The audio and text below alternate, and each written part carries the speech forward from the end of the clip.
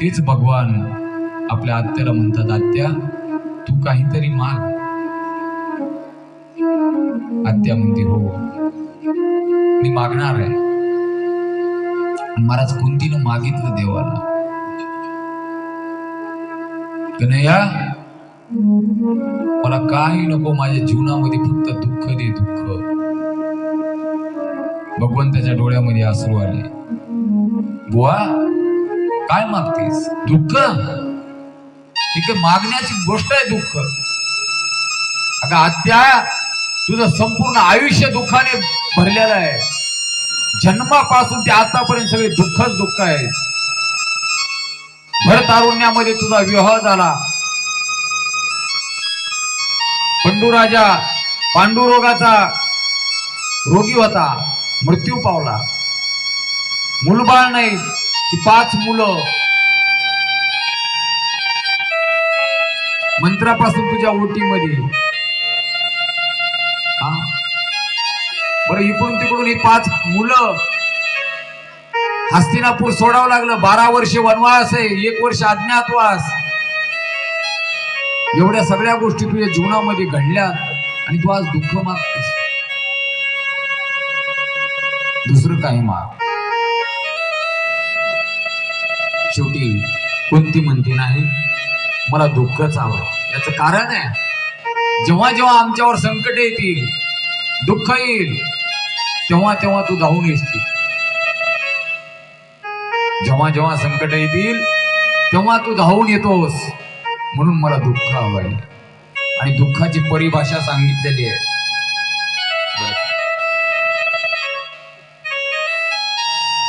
दुःखाची परिभाषा सांगत असताना सुरदासजी महाराज बोलतात. थोडस पद आहे, 2 मिनिटाचं पद आहे, लक्षपूर्वक आहे का. दुःख कशाला म्हणतात? बाकी बिहारी जी दूर करो दुख मेरा, बिहारी जी दूर करो दुख मेरा. बाकी बिहारी दूर करो दुख मेरा.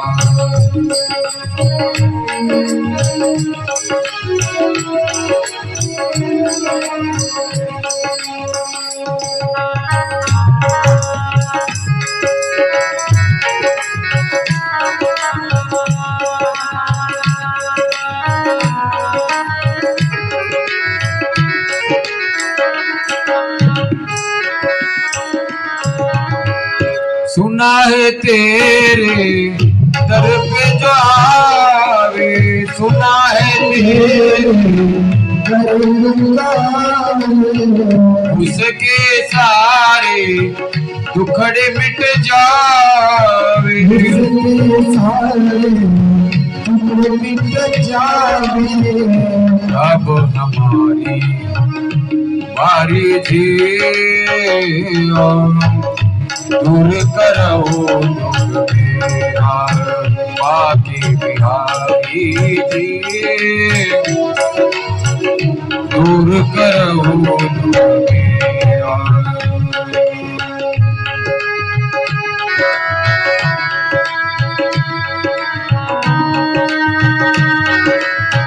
एक केशव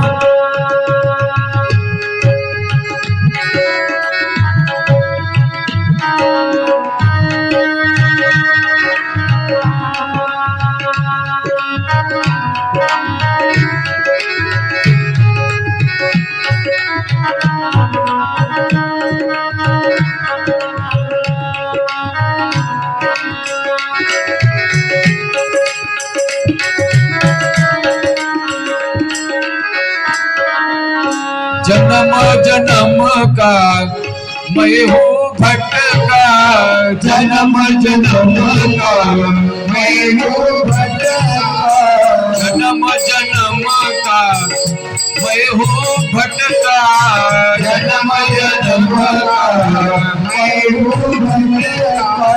बेड़ा आज कमर में अटका, बेड़ा मेरे अटका. बनवारी जीव दूर करहु पापी बिहारी जीव दूर करहु मेरा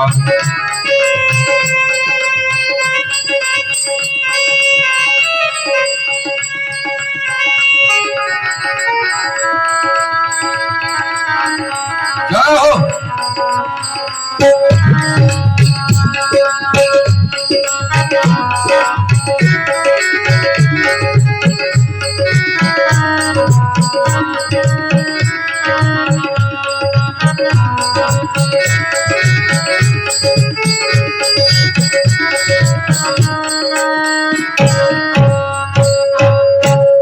दुःखाची परिभाषा सांगितली आणि त्याच कालखंडामध्ये वेळेची मर्यादा आहे. डॉक्टर साहेब पितामह भीष्म शरपंजरी पडलेले आहे. भगवंतानी कुंतीला दिव्य उपदेश केला, पांडवांना उपदेश केला. भगवंतानी विचार केला धर्मराजाला उपदेश आपण करून चालणार नाही.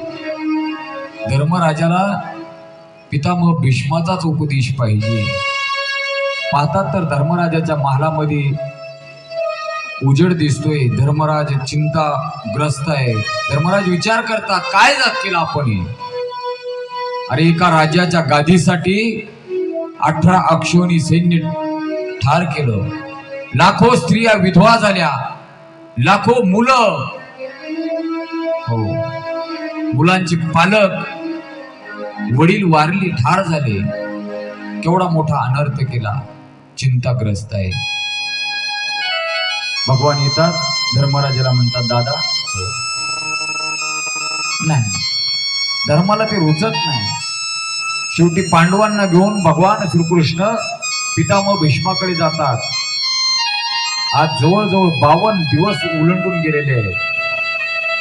पितामह शरपंजरी पडलेले आहेत. प्रत्येक रोमातून रक्ताचा थेंब ना थेंब खाली गळत आहे. छिन्न विचिन्न अशी अवस्था आहे. नमस्कार करतात. अभिवादनशीलस्य नित्य उदोपशीविनः. नमस्कार केला पाहिजे. श्रेष्ठ लोक आहेत, ज्ञानी आहेत, महापुरुष आहेत, साधू आहेत, त्यांना वंदन केलं पाहिजे. कशासाठी, का वंदन करायचं, काय फायदा आहे. 4 गोष्टी तुम्हाला आम्हाला प्राप्त होत असतात. पहिलं आयुष्य वाढतं, दुसरं यश, उत्तम आरोग्य लाभतो, कीर्ती संपादित होती. म्हणून नमस्कार करायचा असतो. नमस्कार केला पांडवांनी पितामह भीष्मांना. आणि भगवंतांनी सांगितलं पितामह तुमच्या या नातवंडांना उपदेश करा बर का. पितामह हसतात. भगवान मी आणि उपदेश, तुम्ही एवढे असताना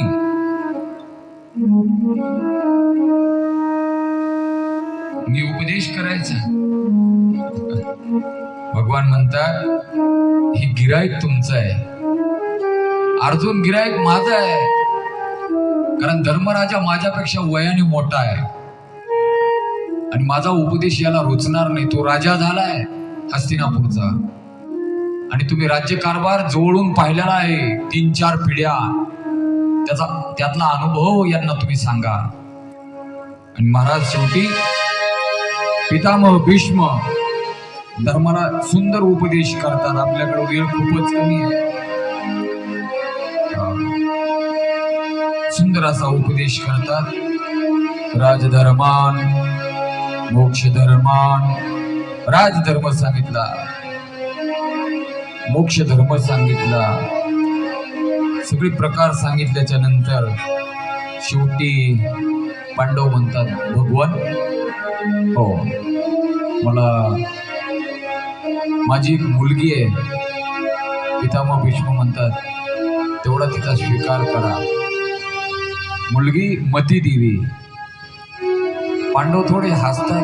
बाबा तर बाल ब्रह्मचारी, ही मुलगी कोण वगैरे वगैरे कथा भाग आहे. आणि शेवटी विनंती करतात देवा ही माझी असणारी बुद्धी, ही माझी मुलगी आहे.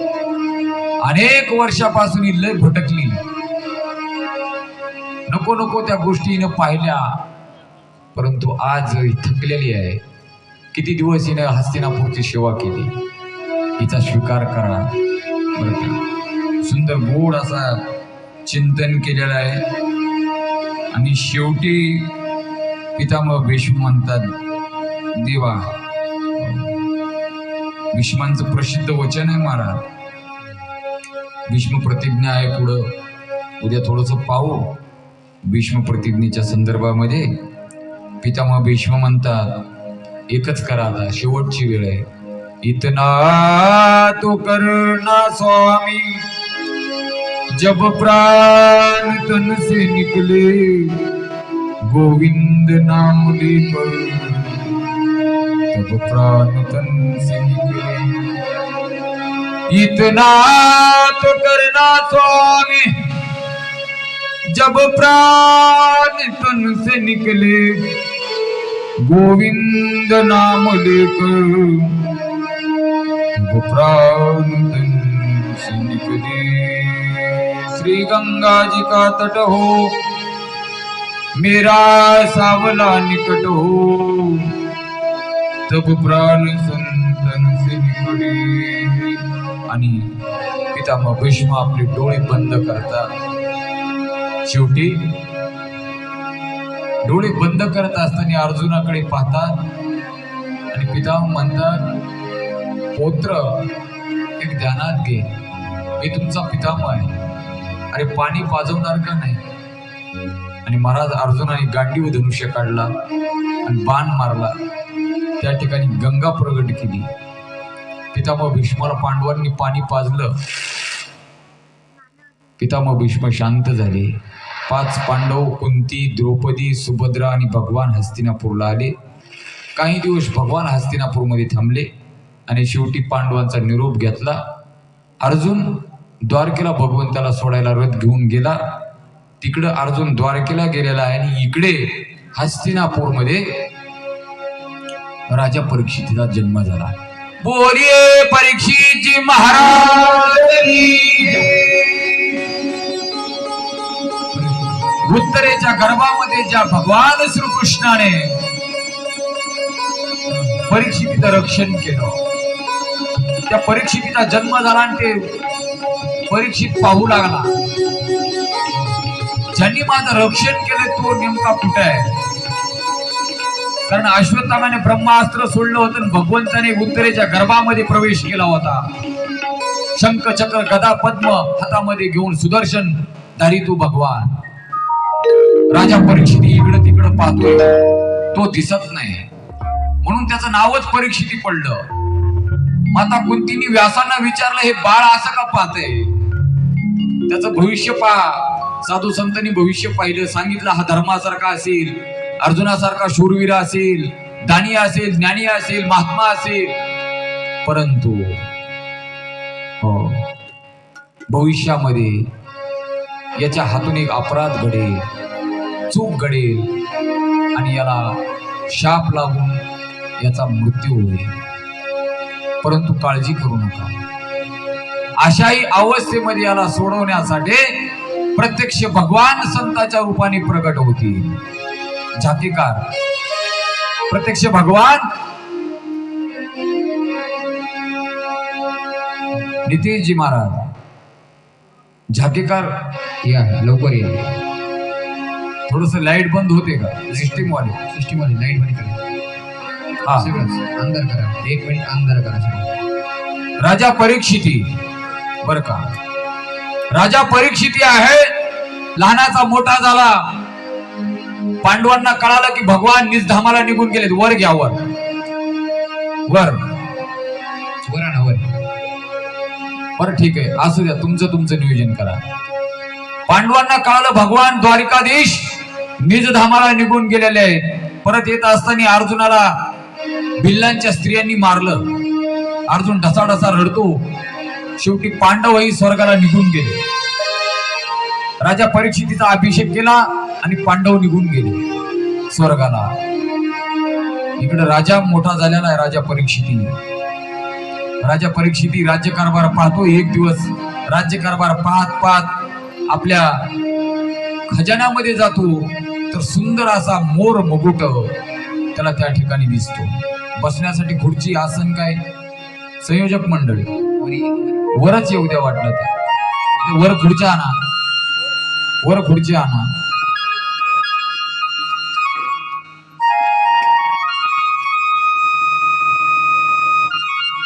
जय जयकार करा. बोलिए परीक्षित महाराज की जय, परीक्षित महाराज की जय, परीक्षित महाराज की जय. अजून 2 खुर्च्या आणा, 2 खुर्च्या वर आणून ठेवा. राजा परीक्षिती डोक्यावर मुकुट धारण केला आणि आपलं राज्य पाहण्यासाठी शिकारीसाठी जंगलामध्ये निघून गेलेले आहे. डोक्यावर मुकुट धारण केलेला आहे, सुंदर असा मुकुट आहे, रत्नजडित मुकुट डोक्यावर धारण केला. अरण्यामध्ये जंगलामध्ये गेल्याच्या नंतर तहान लागलेली आहे, घसा कोरडा पडलेला आहे, काय करावं काय नाही. राजा परीक्षिती शमीक ऋषींच्या आश्रमामध्ये जातात. शमीक ऋषी ध्यानस्थ आहे, आवाज देतात, अरे कोणी आहे का? मी परीक्षिती, या राजाचा राजा, मला तहान लागलेली आहे, कोणी पाणी देतं का? परंतु कोणी प्रतिसाद देत नाही. तेव्हा इकडे तिकडे पाहतात तर शमीक आश्रमामध्ये समाधी लावून बसलेले आहे. राजा परीक्षिती विचार करतो, मी राजा असून आवाज देतो तरी कोणी प्रतिसाद देत नाही, आणि हा समाधीमध्ये ढोंग करतो साधू, समाधी लावून बसलेला आहे. पुढच्या आणल्यात कवर व्यवस्थित मांडणी करून घ्या. शमीक ऋषी समाधीस्थ आहे. राजा परीक्षितीने पाहिलं, आजूबाजूला इकडे तिकडे पाहिलं तर एक साप पडलेला होता. तो साप उचलला आणि शमिकांच्या गळ्यामध्ये तो साप लटकवला, घातला आणि निघून गेले. काय कारण आहे? जेव्हा राजा परीक्षिती जंगलामध्ये गेलेला आहे तेव्हा एक दृश्य राजाने पाहिलं होतं. धर्म आणि गौमाता पृथ्वी यांचा संवाद चालू होता. धर्माचा एकच पाय शिल्लक आहे. विचारलं राजाने, तू कोण आहेस? तेव्हा तो धर्म बोलू लागला, मी कली आहे. 4 युगामध्ये त्याचे पाय नाहीशी झालेले आहेत, मला तू आता विस्तार नाही करायचा. आणि शेवटी कली म्हटल्याच्या नंतर माझ्या राज्यात तू काय करतोस? पृथ्वी माता रडत आहे. तेव्हा कलीने विनंती केली, महाराज मी जाऊ तरी कुठं? मला तुमच्या राज्यात कुठंतरी जागा द्या. म्हणून 4 जागा दिल्या, रम रमी रमा, आणि शेवटी एक तरी चांगली जागा द्या म्हणून त्या कलीनं सोन्याची जागा मागून घेतली, सुवर्णाची. राजाने तथास्तु म्हटलं, दिली म्हटले. तो कली त्या मुकुटामध्ये प्रवेश केला आणि त्या मुकुटानंच घात केला. तो मुकुट डोक्यावर धारण केलेला जरासंधाचा मुकुट राजाकडून अनर्थ घडला. शमिकांच्या गळ्यामध्ये साप टाकून राजा परीक्षित राज्यामध्ये परत गेला. मुकुट काढून ठेवला आणि लक्क प्रकाश पडला राजा परीक्षितच्या डोक्यामध्ये. अरे बापरे, मी काय केलं? खिन्न अवस्था आहे, केवढी मोठी चूक केली. एका साधूचा अवमान केला, अपमान केला. काय करावं? प्रायश्चित्त काय करावं? विचार करतो. इकडे शमिकांच्या आश्रमामध्ये शमिकांचा मुलगा शृंगी बाहेर गेलेला, तो आश्रमात परत येतो. पाहतो तर काय, वडिलांच्या गळ्यामध्ये मेलेला साप कोणतरी टाकलेला आहे. ते दृश्य पाहतो आणि त्याला राग येतो. क्रोधाने तो साप बाजूला करतो आणि हातामध्ये पाणी घेऊन संकल्प करतो, ज्या कोणी व्यक्तीने माझ्या बापांच्या गळ्यामध्ये मृत साप टाकला असेल त्या व्यक्तीला तक्षक नावाचा साप 7 दिवसामध्ये दंश करून ठार करील, मारेल. काही वेळ गेल्याच्या नंतर शमीक समाधीतून उत्थान होतो. पाहतात आपले शिष्य बसलेले, एक मुलगा बसलेला आहे, उदासीन अवस्था आहे. शमीक विचारतात, अरे काय झालं? तो शृंगी सांगतो, बाबा तुम्ही समाधीमध्ये होते, तुमच्या गळ्यामध्ये साप टाकला होता, आणि ज्याने कोणी साप टाकला त्याला आम्ही शाप दिलेला आहे. शेवटी डोळे मिटवतात शमीक आणि ध्यान लावून विचार करतात. तर त्यांच्या लक्षात येते, अरे आपल्या आश्रमामध्ये आपला महान राजा, पांडवांचा वंश, ज्या राजाला भगवंतानी गर्भामध्ये वाचवलं, तो राजा येऊन गेला. तहान लागलेली होती, त्याचा सन्मान आपण करू शकलो नाहीत, परंतु एका चुकीने त्याने गळ्यामध्ये मृत साप टाकला आणि निघून गेला. शमीक म्हणतात, अरे शृंगी तू काय केलंस? ज्याच्यामुळे तुमचं आमचं जीवन आहे त्या राजाला तू शाप दिलास, परंतु काय करणार? शमीकांनी सांगितलं, जा त्यांना कल्पना द्या की 7 दिवसामध्ये काहीतरी मोक्षाचा, मुक्तीचा उपाय तुम्ही करा. म्हणून आपल्या शिष्यांना पाठवलं आणि ही सर्व शिष्य मंडळी राजा परीक्षितीकडे येतात, प्रणाम करतात. महाराज, हो आम्ही शमीकांचे शिष्य आहोत, तुम्ही आमच्या आश्रमामध्ये आलते, आमच्या गुरुजींच्या गळ्यामध्ये तुम्ही चुकीने साप टाकला. हो. राजा परीक्षिती म्हणतो, चुकीने नाही, खूप मोठं पाप माझ्या हातून घडलंय, याचं प्रायश्चित, याचा दंड मला भेटला पाहिजे. शिष्य बोलतात, महाराज तसं नाही, आमच्या गुरुबंधूने तुम्हाला शाप दिलेला आहे. 7 दिवसामध्ये तक्षक नावाचा साप तुम्हाला सर्पदंश करणार आहे, तुमचा मृत्यू होणार आहे. आमच्या गुरूंनी पाठवलंय तुम्हाला सावध करण्यासाठी, काहीतरी उपाय करा. काय करावं काय नाही, ही बातमी जेव्हा राजामध्ये कळाली, महाराज वाऱ्याच्या वेगाने ब्रेकिंग न्यूज आहे, आज तक, आणि राजामध्ये असणारे मोठमोठाले संन्यासी, साधू, महापुरुष गोळा झाले. राजा परीक्षितीने अंगावरली राजवस्त्र काढून टाकली, माळा काढून टाकल्या, आभूषण काढून टाकली, आणि आपला मुलगा जन्मेंजयाला गादीवर बसवलं, विधिवत राज्याभिषेक केला आणि सांगितलं, जन्मेंजया हे पांडवांचं राज्य आहे, पुढे चालव, मी चाललो बस. आणि गंगेच्या काठावर राजा परीक्षित आलेला आहे. इकडे जन्मेंजयाने रागारागामध्ये सर्प याग मांडलेला आहे. महाराज पांडवांचा वंश आहे जन्मेंजय, त्याने प्रतिज्ञाच केली, या पृथ्वीवरच नाही या विश्वामध्ये सर्प नावाची जात मी शिल्लक ठेवणार नाही. सगळी सर्प जाती त्या यज्ञकुंडामध्ये हवन करायला सुरुवात केली आणि ब्राह्मण देवतांना सांगितलं, बोला कोण तक्षक नावा, त्याच्याही नावाने स्वाहा करा. तक्षक पृथ्वीवरून स्वर्गामध्ये गेला इंद्रापाशी. जन्मेंजयाला कळालं, इंद्राच्या पाठीमाग जाऊन लपलाय तक्षक. जन्मेंजयानं सांगितलं ब्राह्मणांना, इंद्राच्या आसनासहित बोलावा, स्वाहा करा. इंद्राने तक्षकाला सांगितलं, अरे बाबा तू जा निघून, तुझ्यामुळं माझ्या हे अंगलगट आलं. शेवटी तक्षक वर वैकुंठामध्ये जातो, विष्णूकडे, भगवंताकडे जातो. सर्प जाती नष्ट व्हायची वेळ आली. इकडे राजा परीक्षिती गंगेच्या काठावर आलाय. सर्व संत मंत मुनी त्या ठिकाणी प्रगट झालेले आहेत आणि राजा परीक्षिती सर्वांना विनंती करतो, हे मुनिवर, माझ्या मुक्तीचा उपाय सांगा. काय केलं म्हणजे मला मोक्ष प्राप्त होईल आणि कमी वेळामध्ये सांगा. माझ्याकडे 7च दिवस शिल्लक आहे.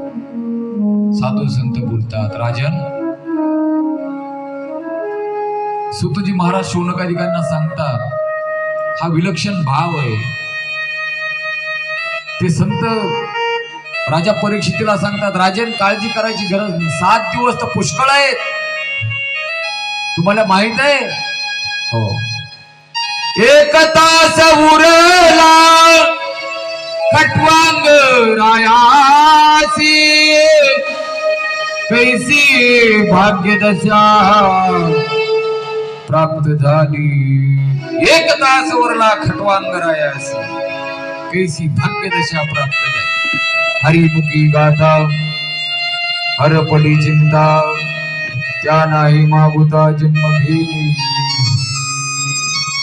वेगवेगळे उपाय सांगायला सुरुवात आहे आणि एवढ्यामध्ये त्या ठिकाणी एक 12, 13, 14 वर्षाचा युवा भगवान शुकाचार्य महाराज प्रकट होता. बोले शुकाचार्य महाराज की जय.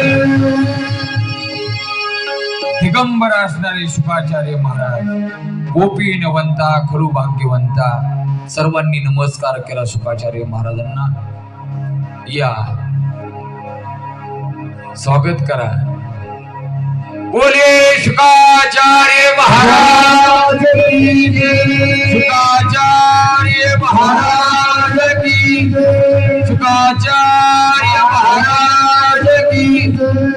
धन्य हो, धन्य हो. सर्वांनी धन्यता व्यक्त केली.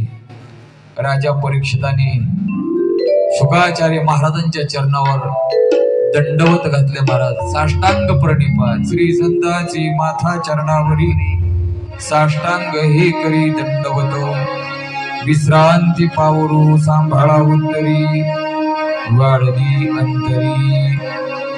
प्रेम सुखो हरि नाम सुनाने वाले, हरि नाम सुनाने वाले, हरि की कथा सुनाने वाले.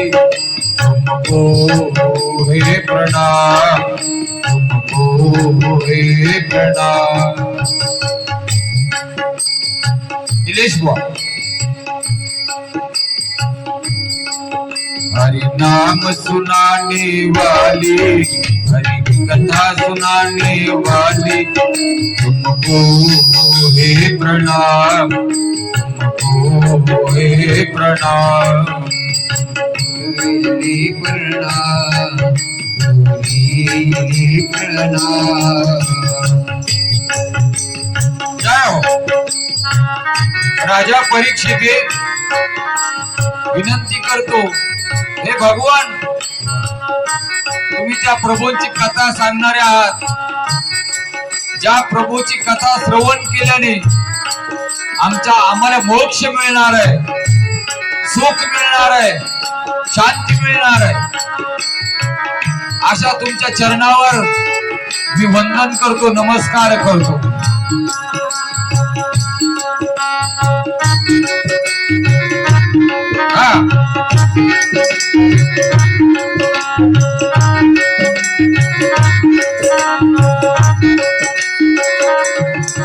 तुमको हे प्रणाम, तुमको हे प्रणाम.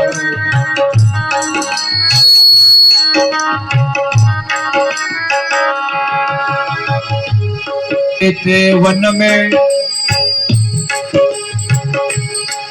हम भूल रहे थे, वन में पर खो गए थे सदन में. हम भूल रहे थे वन में पर खो गए सदन में. हम भूल रहे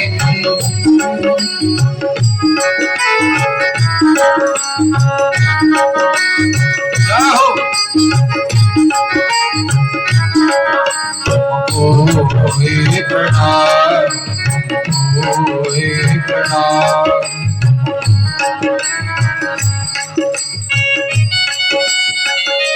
जाओ जरा टाळी हात वर करू. हात वर, हात वर. एक टाळी. तुमको है प्रणाम, तुमको है प्रणाम, तुमको है प्रणाम, तुमको है प्रणाम, तुमको है प्रणाम, तुमको है प्रणाम.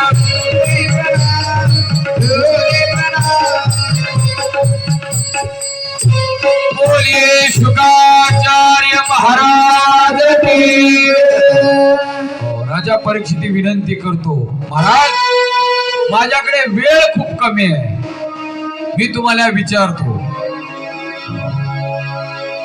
ज्याला 7 दिवसामध्ये मृत्यू येणार आहे त्याच्या मुक्तीचा उपाय काय, त्याला मोक्ष कशाने प्राप्त होईल।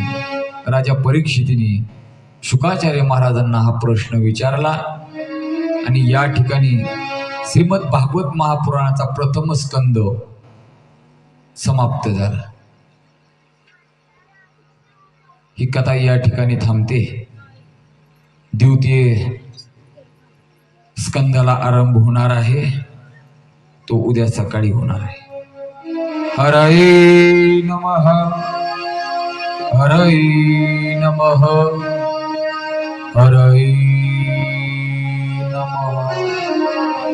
पुंडलिका वरदा हरिहर श्री महादेव ज्ञानेश्वर महाराज की जय, जगद्गुरु तुकाराम महाराज की जय, सद्गुरु जोग महाराज की जय, राष्ट्रसंत तुकडोजी महाराज की जय, संत गाडगे महाराज की जय, छत्रपती शिवाजी महाराज की जय, हर हर